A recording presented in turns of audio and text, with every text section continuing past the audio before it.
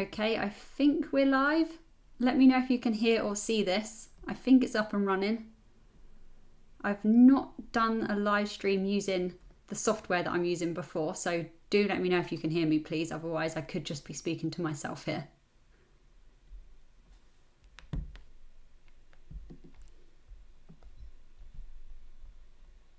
Yes, R&R. Yes, thank you. I must be live. Phew. I was starting to worry then that I was just, no one could see me. I was starting to panic. Hello, R&R. Happy Sunday. How are you doing? Loud and clear. Oh, thank God for that.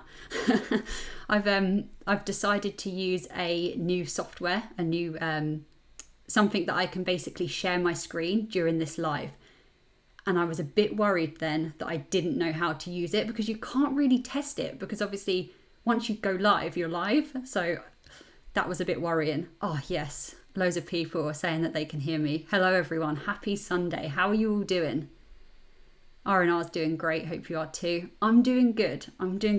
I have just been working on YouTube all day today. I filmed 2 videos and then planned another 2. So it's been an absolutely crazy day. I hope you guys like them when they come out. I've been just trying to work really, really hard on this channel recently and just put out as much content as I can. I'm absolutely loving it. So yeah, I hope you guys are too. You're doing a very good job with your savings. Greetings from Croatia. Oh, you're from Croatia. That's cool. I've got the live chat over there, so that's why I keep looking over there. I've never been to Croatia. I'd love to go.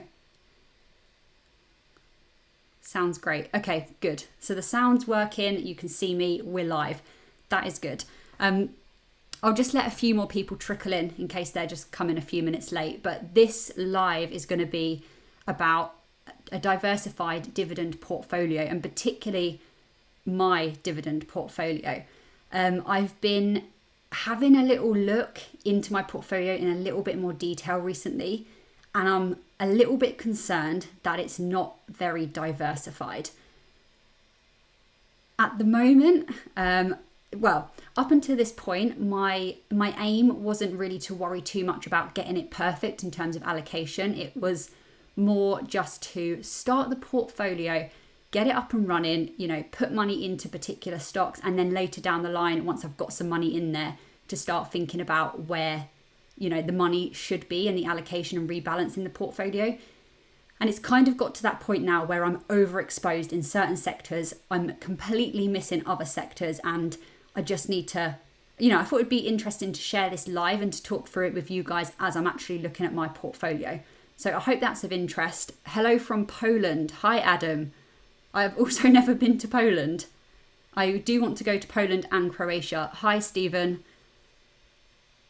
We'll get onto some questions in a minute as well. So if you do leave any questions, I will get back to them. Or if I don't manage to get to them during the live stream, what I'm doing is I'm collating all the questions that I get from premieres and live stream, and I'm going to answer them. So don't worry, I won't miss them.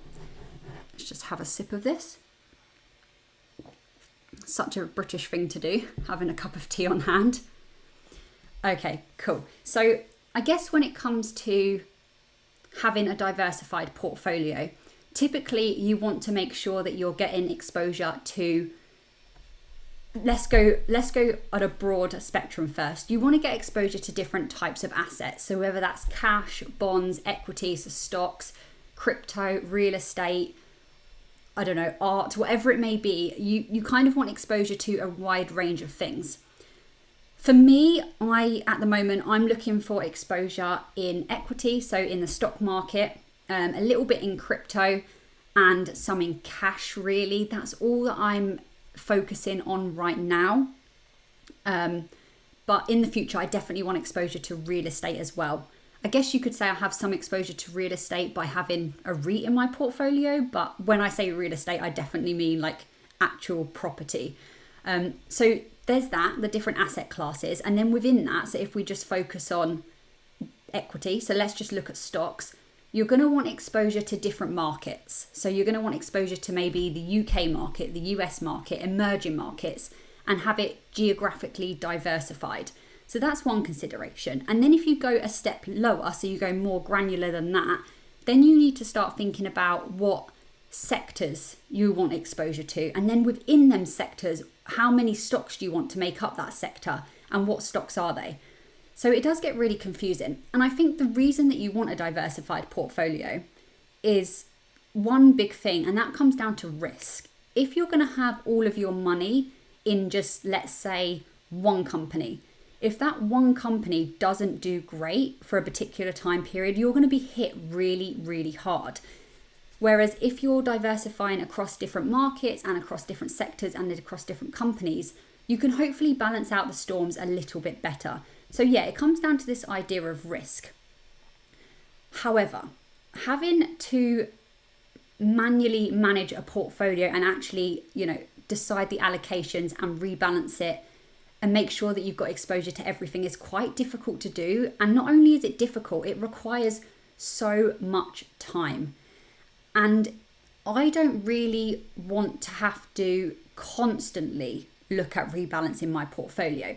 So my attitude right now towards having a balanced portfolio is to, every now and then, this being one of those times, take a little bit of a deep dive into my portfolio and just see what's happening. I'm going to make some target allocations and look at what actual allocations I have. And then every now and again, just dip in and see, okay, am I way off on this sector? Am I way off on this company? Do I need to hold back for a while on investing into this company? Should I throw more money into this sector? And so on. So I don't want to be doing it constantly, but equally it needs to be done. If you're going to invest in individual stocks of any sort and you're going to have a dividend portfolio like I'm trying to have, you kind of got to accept that responsibility and actually do that work. What you could do if you didn't want to put in that much time is just look at ETFs and index funds and do it that way. You get a much more diversified portfolio by just doing that with less effort. So I'm going to be definitely having ETFs in my portfolio, but I'm also going to be having these individual stocks that I'm going to have to look at every now and again and rebalance. And another thing with having a diversified portfolio and rebalancing it yourself is that you need to think about how much time you actually want to be spending doing that. And if you don't do that, what is the consequence of it? So there's things to think about. And if you're going to, let's just say you've decided, this is not my case, but I'm just saying, if you decide that you want, 40% in the energy sector, let's say the energy sector, and you can see that right now you're sitting at 30%, that might then be a bit risky because you might then throw money at the energy sector to get that allocation level up. And that might not have been a great time to actually put money into them energy stocks, if that makes sense. So it is a really hard game. But what I'm going to do now is I'm going to attempt, let me know if you can see this when I've pressed the button, but I'm going to attempt to put up a spreadsheet on the screen. And it's just a really, really basic table of what my current ISA portfolio has by the different sectors and the different companies. So we can chat through some of these and see where I'm overexposed and I'm underexposed. Oh, got some questions coming through. I will get to the questions shortly, but we've got some hellos. Good evening from Belgium. That's really cool. I didn't realize people across the world were watching and going to watch this. My analytics on YouTube says that most of my subscribers are coming from the UK. So it's cool to see other people, not just from the UK. Got some questions, more questions. Okay, we'll definitely get on to questions in a minute. So we'll leave about 5-10 minutes at the end just to make sure we answer questions. So let's see if this works. Right, can somebody let me know if you can see a spreadsheet? And still my face, I think, as well.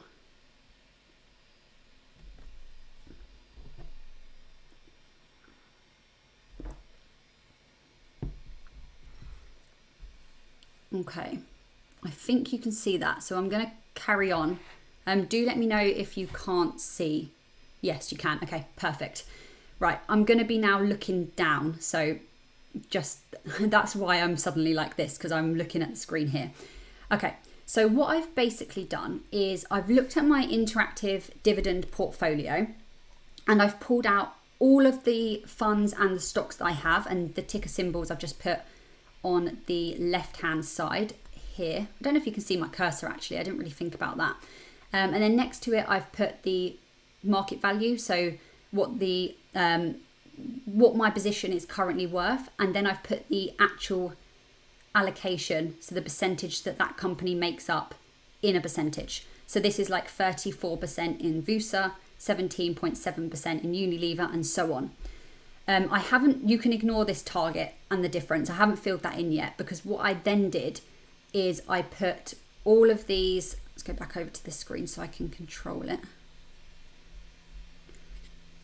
Hey, it's moving with me. Then what I've done is I've put all of the different sectors and then what percentage I have in those sectors.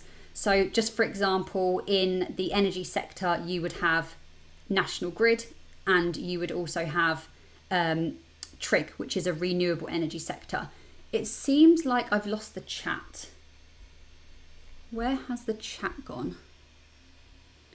Huh. Okay, I can't see the chat anymore. Where is the chat? Guys, you've all disappeared. Where have you gone? Hey, you're back. Okay. Whew. Oh, God, you can tell I don't know what I'm doing with this new piece of software. We'll get there. The next live stream will be better than this one because I will know how to use this. Okay, so yeah, so what I've done is I've pulled all the ones that are in the same sector and then, you know, charted out how much allocation I have. And then over here, I've put the sectors, the main sectors that I would want in my portfolio, just so I can look at whether I actually have these covered or not. So let's just go back up here. What you can see straight away is that I have the largest amount in Vusa on my Interactive Brokers portfolio. As some of you guys that watch a lot of my videos will know, I also have my previous year's ISA on Vanguard. And you'll also know, hopefully, that I have Vusa in that portfolio as well, alongside the FTSE Global All Cap. So actually, if I was to include the Vanguard portfolio as well, this would be even higher. So I do definitely need to keep that in mind. So I'm heavily concentrated in Vusa, and then you can see I have a very large amount in Unilever as well, which is just one company. And you can see it trickles all the way down to BAE Systems, which I only have 1% in. So there's definitely some things I need to improve. I'm very aware of that. So sectors, I've just put ETF to cover Vusa. So that's, you know, remaining at 34.1, and then the market value is how much my position on Interactive Brokers is currently worth. Healthcare, so I've put in healthcare the different companies here that make up that position. So it's only Unilever, consumer staples, energy, mining metals, chemical, financial services, real estate, and then I've got this aerospace defense, which is BAE Systems. So ideally, I don't really want to be any more than 10% in one individual company and one individual sector. Ideally, that's kind of what I want to get to. You'll see here that I've put my target of ETFs from the whole portfolio at 30%. I'm a little bit overexposed on that right now, but I do have a particular ETF that I'm looking to add as soon as the pound gets a little bit stronger. And between that ETF and between Vusa, I will hope to achieve about a 30% portfolio allocation of those two funds. Then I'm looking at trying to achieve about 10% in healthcare. So as you can see, I'm way over on that at the moment. So unless Unilever becomes really, really undervalued or really cheap and I want to jump on that opportunity, I'm probably going to hold off on purchasing any more of that for now, just because I'm too overexposed. If something happens to the healthcare industry or something happens to Unilever in particular, it's going to hit my portfolio really, really hard, because I've got nearly 20% in that, which is kind of crazy. Consumer staples, again, I'm a little bit low on this. At the moment, I'm sitting at around 5%. Ideally, I want to bump that up to about 10%. And I may look to add either another consumer staple company Or actually, no, yeah, another consumer staple company, maybe, or just add to the one I've already got. I'm still undecided about that. Energy, again, I'm way overexposed. I want to half that, really. Now, all of these target allocations aren't really definite as such. I'm pretty sure that I want to have about 30% in ETFs, but these are going to move. This is just what I've put to do this live stream to get me going. I may change them, and obviously I'm going to put the difference in here as well between the actual and the target. What you'll probably notice is that this target allocation does not add up to 100%. And that is because there are some sectors that I'm really missing. So I am missing consumer discretion. You know what I mean. I'm missing any exposure to that sector. Now, with the talk of all this economic doom and gloom, I kind of don't really want to throw a lot into that area because, you know, if people are tight on cash, they're probably not going to be paying for retail and luxury items. They're going to put their money towards stuff that they need. So healthcare, consumer staples, energy, rather than putting it towards things that they don't need but they want. But I'm still missing that sector. Also, you'll see that I am missing tech. I have no exposure to tech in terms of my individual companies. But the problem is when you think about UK stocks that are tech growth stocks, I can't think of any. Like there are a few, but they're not really like big ones. It's the US that have these massive tech companies that are doing really well and that I think will continue doing well.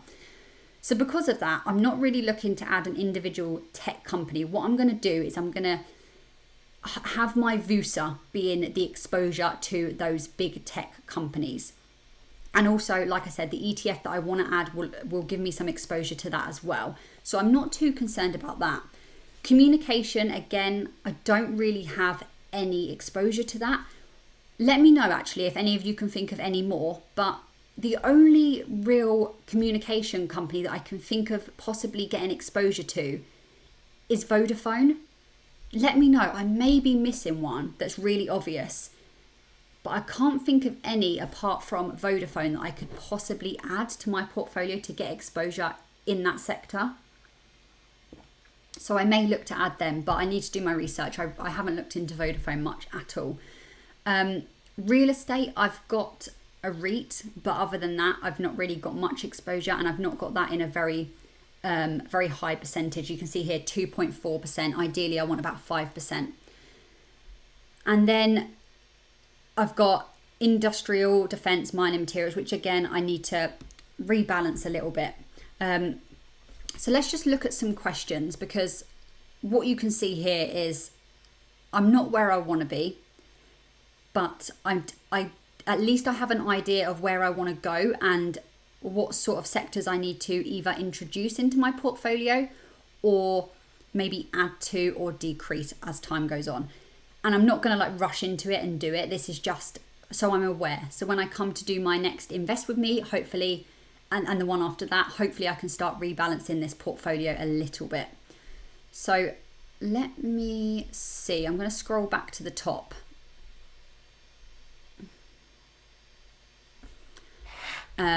Let me just see these questions here. I wonder if I can get this on my... Okay, I can see them. So it looks like the first question from R&R. Do you own HDV? Is that available in the UK? I've been thinking of investing in that one. That is a dividend ETF, right? I don't really know much about it. I don't have it in my own portfolio, and I'm not sure if it's available in the UK.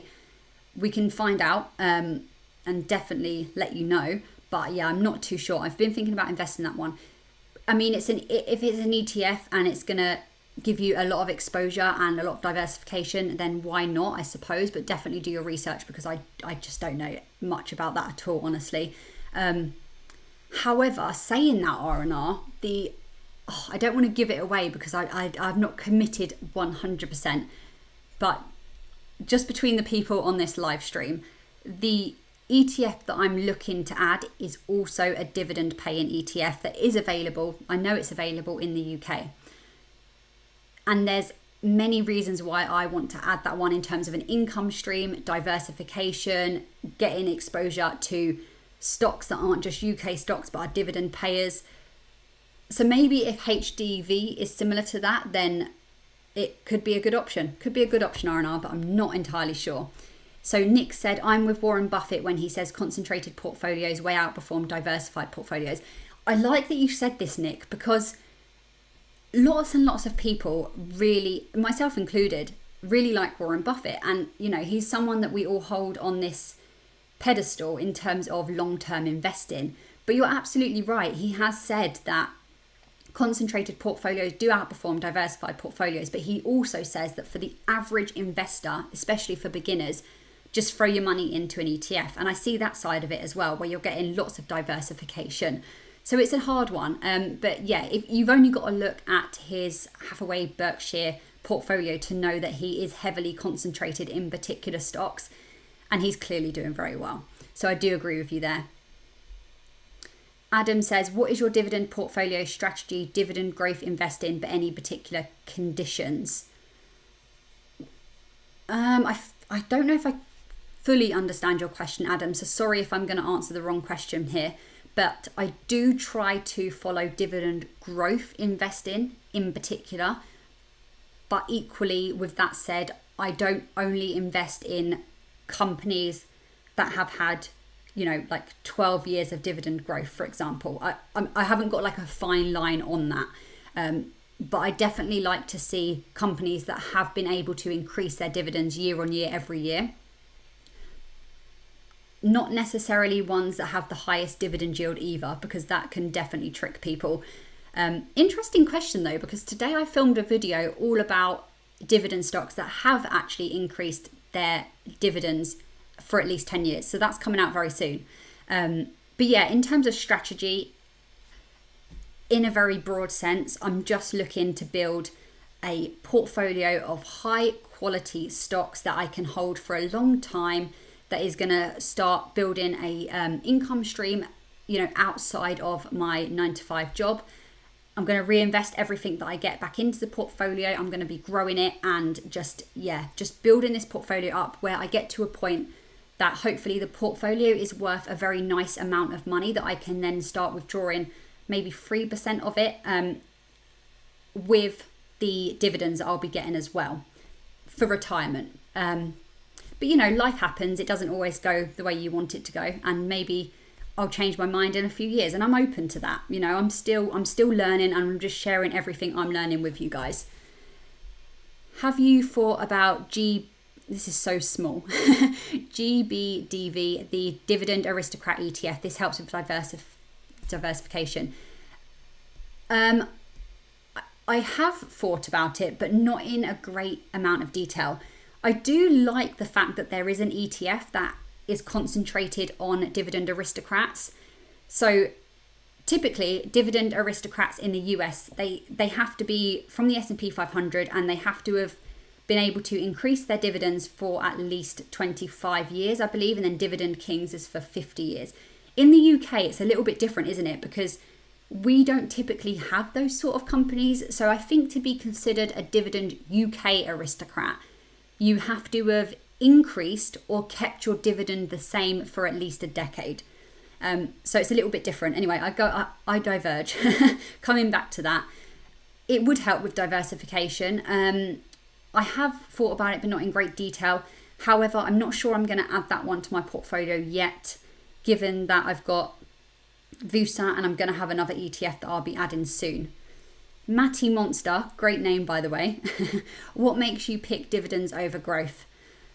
This is such a hard question, and people ask me this a lot on my comments. Sometimes people get a bit angry about it. I'm 26, and people get really, really annoyed that I'm not just investing into growth stocks, because obviously there's an argument for that.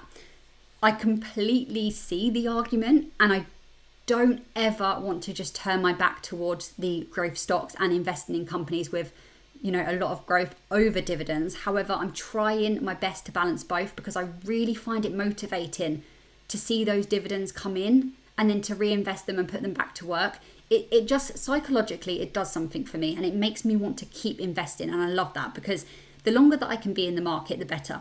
And the more interest I have in investing, again, the better, because I'm going to do more research. I'm going to be more interested. I'm going to keep doing it. And I absolutely love making videos. So it all ties in together. But like I said, I'm going to keep investing into ETFs so that I can get some exposure to these big growth stocks. So like VUSA, I also invest into some companies outside of my ISA, like Tesla, which again, I'm getting exposure there. And I also do try where possible to not just pick companies based on the fact that they're going to pay me a dividend. I try my best to look at, are they still growing? Somewhat. Obviously, dividend companies tend not to be growing as fast as non-dividend companies, but I'm trying to balance it out. So to answer your question, I'm not trying to pick one over the other. I'm just trying to balance them between them. And we're seeing if it's possible. Matthew says, brilliant channel, Hayley. Enjoying all your vids. Thank you so much. Honestly, anyone that watches this channel, I'm just so grateful for. It's incredible. Really looking forward to seeing how your portfolio grows. I've been investing about the same length of time as you and just throwing much as I can in. Okay, that's cool. I like that you're also quite new to this. The time that we've been investing, Matthew, has been absolutely crazy, hasn't it? We've seen the absolute dire situation that we had in 2020, and then we saw the market go crazy following it, and now we're seeing it struggle a bit and starting to go back up, and it's been an absolute roller coaster. So you know what, pat on our backs for just the fact that we've kept investing. It's been a challenge. I think in the long run we'll look back and we'll remember these times, and we'll just be so thankful that we just kept investing and keeping in the market. I'm doing the same as you. I'm putting as much money as I can and as I can afford to. I'm making sure right now that my emergency fund is good too, just because of the market and everything that's going on. I wouldn't say I'm putting more money than normal into my emergency fund. I'm just making sure that it stays at a particular level alongside putting money in. Adam says, withholding tax for dividend from UK-based companies is 0%, so I cannot miss your live YouTube. Yeah, so like you said, withholding tax for dividends from UK-based companies. Cool. Right, hang on. I'm just going to put myself... There you go, because I'm not talking about what I had on screen. Oh, I'm all red. I think I'm a bit flustered from my first live stream. If you have US companies, obviously there is a withholding tax, but if you have it in... what am I saying? But it gets cut to 15% instead of 30%. So there's an agreement between the US if you do want US companies. I have a mix of growth and dividend stocks. Started investing way too late. Wish I started at your age. Nice that you have a mix as well. That's kind of what I'm trying to do, honestly. Sometimes it is hard to get the mix, but we're all trying. Investing way too late. I do understand what you're saying, but I feel like everyone has that concern, whether they're 20, 40, 30, 60. Everyone thinks I wish I started sooner. I think the most important thing is that you've started. And also, I know that it's easy to think that if you started at 40 and you're going to retire when you're 60, you only have 20 years. But I think a nicer way to look at it and a more positive way to look at it is that you might have until 60 for when you actually start pulling money out, maybe like 4% a year, whatever it may be. But that portfolio is still there and it's still going to be growing, and you can still reinvest dividends if you want to. And, just by having it another 10 years on that, it's still going to grow. So it's not like at 60 whatever you have is what you must live on, if that makes sense. So I try and look at it that way as well. It's jumped. Where are we? Oh no, where were we? High concentration on healthcare. Yeah, I know, Adam, it is a bit too high in my opinion at the moment. I got a bit excited about Unilever, didn't I? And I just put some money into it. Great company though. I really, really like the fact that I have that company, but I'm going to work on that high concentration. I'm going to have to just... Why VUSA and not VWRL? Quite honestly, when I first started investing, I knew I wanted exposure to the S&P 500 because I'd heard lots of people rave about it, and I did some research and I was like, oh, that must be good. I was quite naive. And then I just stuck to it because I thought it was a fantastic fund to have.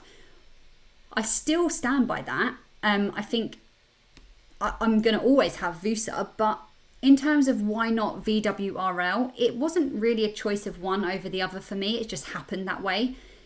If you're going to invest in just one, probably VWRL is probably a bit of a better way to go, just because of it's more diversified. But for me, it wasn't picking one over the other necessarily. I'll probably plan on splitting all of the sectors equally using your sector ETF. On splitting all the sectors equally using... not using your sector. I was going to say, I don't have a sector ETF that I knew of. Using sector ETFs. Yeah, I think that's probably a really easy way to go. And it's a lot more passive, but there's just something that I'm enjoying about doing this alongside having the ETFs. There are tech trusts ETFs. Yes, that is a good shout actually. Maybe I should have a little look into that. How many ETFs, so ETFs plus stocks, do you think you should have in a portfolio? For me, I want a few ETFs. So right now I've got VUSA and I've got the FTSE Global All Cap. I'm looking to add a third one, so that will be free. And then I'm going to look to have about maybe 15 in total individual stocks, maybe over the next few years. I don't really want to start having, loads, because it's going to get too hard to manage. But equally, I want enough so it's diversified. So let me know your thoughts on that. I'm running out of time, so I'm going to try and do some more questions quickly. I've got a video coming out at 15:15, so 5:15. That is a premiere. So I've got to jump to that at 5:15 to, go on a live chat on that. So please feel free to jump over to that and continue the conversations whilst the video is premiering words. So we'll wrap up a few more and then we'll jump over to that, and hopefully some of you guys join me over there. Diversification depends on your strategy. What is your strategy? Briefly spoke about that earlier. Maybe I'll do a whole video on my strategy because it's quite a long one to answer that. What about Air Africa? Tell me about Air Africa, because I actually honestly don't know anything about that company. I won't sit here and lie, I have no idea, but convince me. If this is a good company for me to add, please leave some comments on my videos. Tell me all about Air Africa and I will also have a little look into them. I am most exposed in finance and real estate right now, but high interest rates send them both down. Yeah, that's tough. But this may not be wise in all countries because there are national differences, 100%. And also with some of the finance industry, if they're really high in loans, then with a recession, and I don't want to say this, but people turn to these things so they'll benefit. But yeah, in general, very cyclical sector and they're probably not doing very well right now. Stephen, love it. Thank you, Stephen. Always appreciate all of you guys' support. VUSA sounds good, but no one wants the top. VUSA, I love VUSA. Also, I love your picture. I don't know how to say your name, I won't lie, but I love your picture. Orange is a big communication stock. It is French, but works international. Okay, that's interesting. Greetings from Germany. Yes. Again, I've not been to Germany. I've been to Austria. Absolutely loved Austria. The Compounding Investor. Hello. Everyone, you should definitely watch The Compounding Investor on YouTube as well. Absolutely love his content. I don't have tech either. I guess there are plenty. Yeah. Too volatile. Okay. Yeah, I don't mind a little bit of the volatility, I don't think. I don't want too much though. But yeah, there's just not much to pick from the UK, is there? We don't have a great choice. Like the Americans have, well, I won't even start to list them. They have loads. And that's why obviously I have exposure to VUSA for that reason as well. But yeah, we definitely don't have as many to pick from. The UK really does seem to lack in the big tech companies. I wonder why that is. R&R, HDV is one of the few that are in the positive. Okay, I should definitely look into that then because there's not many out there right now. I'm planning to add an ETF, VHYL. Ooh, VHYL. Yeah, I don't really know what to say about this one. I will be making an upcoming video on that, I'm sure. I also recently made a video on VHYL as well. It was called is this the best dividend ETF? I think it's a good one. But at the moment, the pound's quite weak, so just be aware of that. Matty Monster, Warren said for most people just put 80% into S&P, 20% into world ETFs. Yeah, I think that's sensible, and I don't think you can go really wrong in terms of the long term in that. Kyle F, hello Kyle, take a look at Artel Africa. Okay, will do. Imperial Brands or British American tobacco, which would you recommend? I don't have either, so I don't feel good recommending one. And also, I can't recommend what stocks to pick, obviously. Not a financial advisor over here. But go on to Dividend Data and Dividend Max. If you want anything to do with dividend stocks, like, snapshot information, dividend yield, how they've been growing their dividends, all of this, dividend dates, blah, blah, blah. Them two websites will honestly do you really, really well as a starting point, and then obviously look further into that. I'm trying to skim because I'm really running low on time. Who cares what they say? You do you. Thank you. Sometimes I need to hear that because I am someone that sometimes worries about other people and what they think a lot, and I shouldn't, because it's my money at the end of the day, and I've got to make the decision based on what I think's the best thing to do. So yeah, thank you. Hello from Canada. Okay, I have been to Canada and I absolutely loved Canada. So hello, very jealous of you being in Canada. Here, dividends are very tax advantaged, even outside retirement account.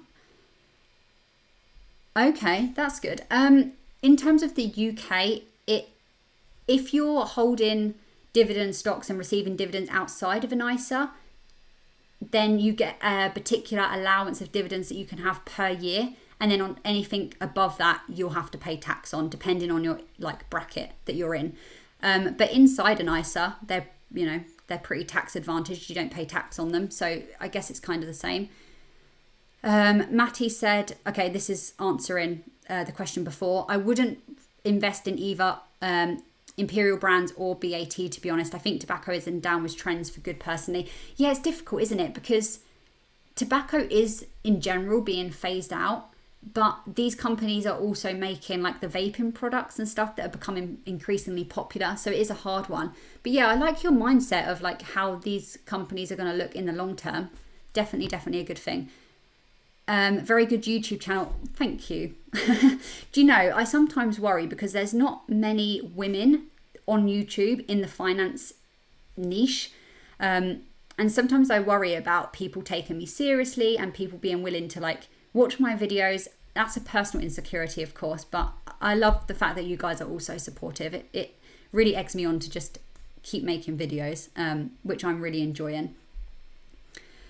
Aid, Addy or Aid? Sorry if I'm going to say Addy.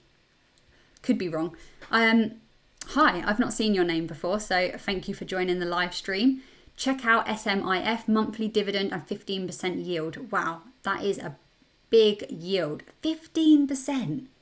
Whoa. Someone please tell me what SMIF is. I don't know off the top of my head what ticker symbol that is for. Monthly dividend. Yeah, we don't really have that many monthly dividends in the UK. Because obviously America have Realty Income Corp, which is a monthly dividend stock, which a lot of... Aid as in aid. Okay, sorry I butchered that earlier. Apologies.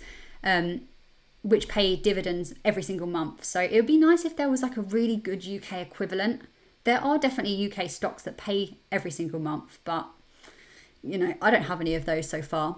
Yeah, maybe I'll look into that one. That 15% scares me a little bit though. Definitely have to do my research to make sure that all checks out. Dividend investing is not finished when you choose to retire. True. Living on dividends only while basic capital is not to touch, and still investing when retired is great. Investing for life. Yes, Adam, investing all the time for the long run. Aid, VG, you are recommending loads. Love it. Also, another monthly one, more boring. So bonds, 3.4% yield. I don't have any exposure to bonds. That could be... I just never really been interested in adding bonds. Maybe I should. Let me know your thought, guys.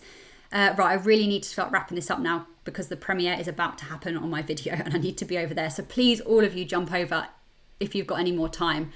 Need a list to go shopping. Yes.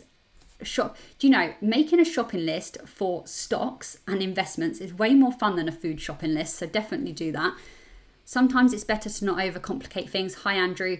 I fancied a bit of exposure to property, so just opted into the iShares UK property. Keep it simple. Yeah, I think so as well. It's too much otherwise, and you get really put off, and it becomes just a hassle. So I definitely agree. Keep it simple where possible.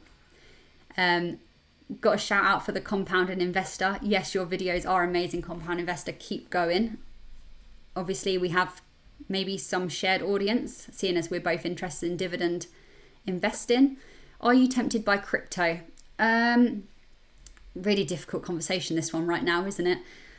Crypto right now is really difficult. We're seeing a lot of crashes. I think there's something going on with crypto.com as well right now after everything that's happened in the last few days.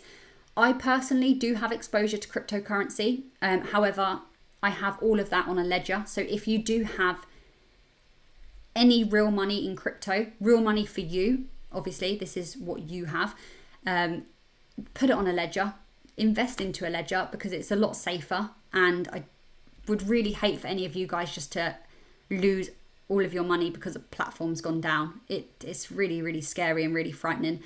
It is so risky and it's so volatile. But yeah, personally, I do have exposure into it. And I'm willing to lose that money should it happen. So make sure that's the case with you as well. What do you think about people correcting me on how I'm spelling their name? Okay, so SMIF stands for 24 select monthly income. Is that right? I think that's what you're saying. 24 select monthly income. Okay, I've definitely heard of that. Gonna have to look into that. Dividend max, it looks okay. I have the Vanguard strategy 100%. Could I do my own portfolio in ETFs as well? Do you know? I'm really running out of time. Okay, guys, I'm gonna have to stop it here. I will leave any comments, any questions that I've not answered, leave on a video and I will get back to you. I'm also going to take a screenshot of this so I make sure that I'm going to answer you in either an upcoming video or as a community post, as a comment, whatever. Can I just say, I'm going to now jump over to the premiere on my video that's coming out, but thank you so much for joining me on my first live stream. I'm going to do more of these. And yeah, this was way more fun and way more interactive than I ever thought it was going to be. So thank you for being here, and I'll see you all very, very soon.